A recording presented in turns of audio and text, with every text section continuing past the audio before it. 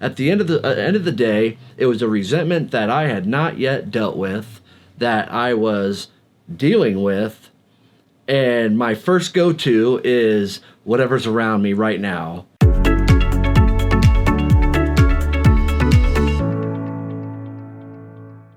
Welcome back to another episode of Life, Recovery, and the Pursuit of Sanity.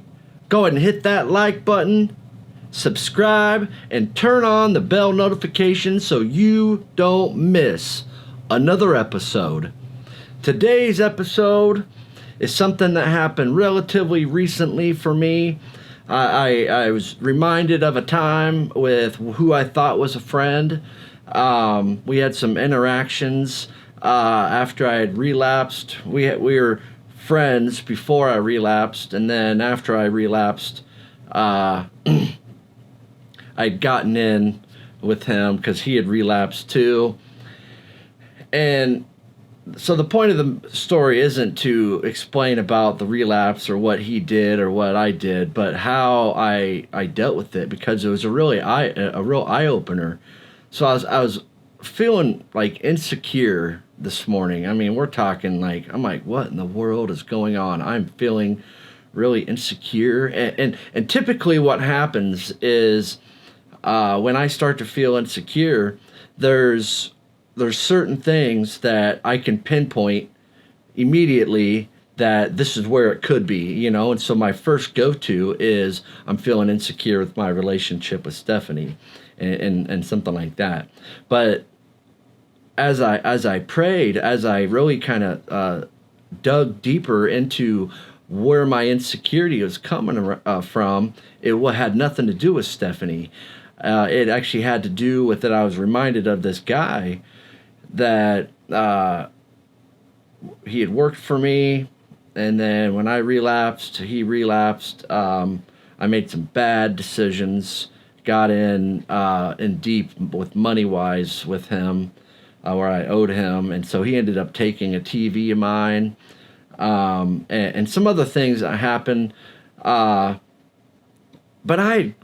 for the most part, I thought I dealt with it, but obviously, you know, there's probably some things that have come up that I wasn't able to fully deal with because it just wasn't on the forefront of my mind. And so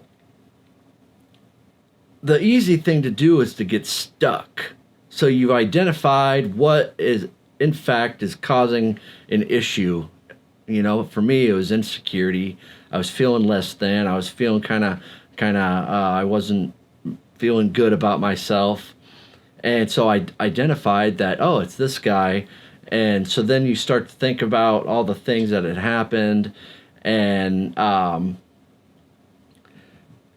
but what ends up happening is I started to feel a resentment, you know, this resentment is starting to build up. And I'm like, oh, this guy, oh, man. But then the Lord reminded me that, you know, doing my fourth step, part of figuring it out is to identify, what is the offense that you believe has been taken against you, and then you go and you identify your part. As in my case, my part was I had relapsed. I had done business with him where I really shouldn't have, and it caused a rift. And some other things happened, you know, like I said before, I'm not going to go into it. But the point is, everything that happens to us, we have a role that we played in it. And identifying that role, where was my part in all of this, that is the key to really understanding and uncovering and exposing and then properly dealing with the things that are really eating at you. And so it was an amazing thing, because I'm driving when all this was happening, and when I was reminded that what was my part, and then it was like, whew, yeah, you're right.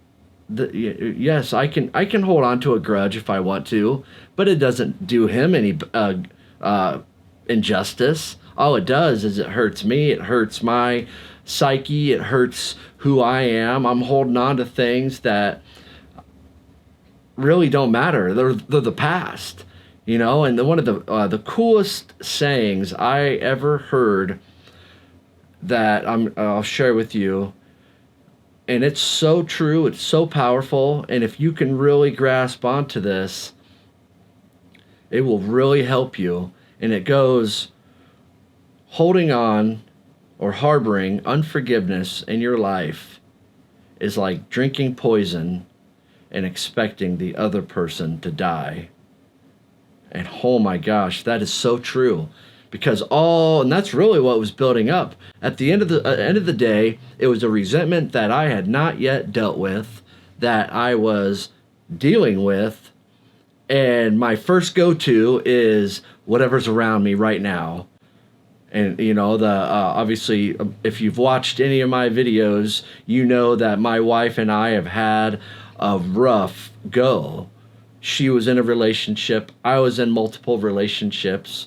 We almost got a divorce, and now we're working through the craziness of trying to piece back together our marriage. And we've done the vast majority of that, but there's still things that linger in my mind that I'm not quite aware of, that I'm still working through. And that's fine, because that, as long as I'm working through them, that's the key. That's the goal, is to continue working through them, and me not to get stuck in this skull between these two ears going insane.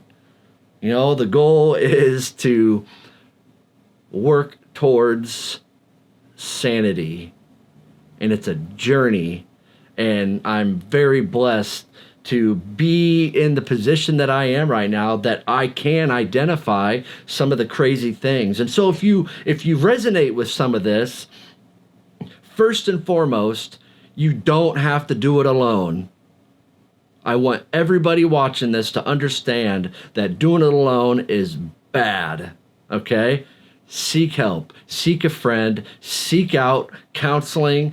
If you're in addiction, seek out a 12-step meeting, seek out church, seek out something so that you don't have to experience this craziness that goes on between everybody's two ears. We're all crazy. We're all lunatics in our own ways, but we don't have to do it alone. And so if this resonates with you, find somebody that you can trust, that you can rely on, that you can talk to about this stuff, and not somebody that's going to tell you what you want to hear or make you feel like you've really been screwed over. Oh my gosh, you need to get even. No, that's not the way to do it. You don't want to go there. You need to work through it in a healthy, productive way, because at the end of the day, I am the most important person to me, just like you are the most important person to you. So I appreciate you watching this video. This one was a really powerful one. And let's just go ahead and say that I've done a lot of work up until this point, that I was able to start to kind of piece it together and figure out what was really going on, and not have to live in this crazy head of mine for too terribly long. And that came with me doing a lot of work before, and continuing to do the work, and having people in my life that I can talk to. I'm part of a men's group. I go to meetings sometimes, not as many as I probably should, but I'm a member of church. I have people in my life that I can talk to if things start getting really crazy up here. And believe me, they do at times. Anyway, I appreciate you watching this video. Share this video. Get it out there. Get out the message that there is hope. If you're going insane in your life, if you're struggling with addiction, there is hope. And you can find freedom in this thing that we call life. I appreciate every single one of you. Thanks.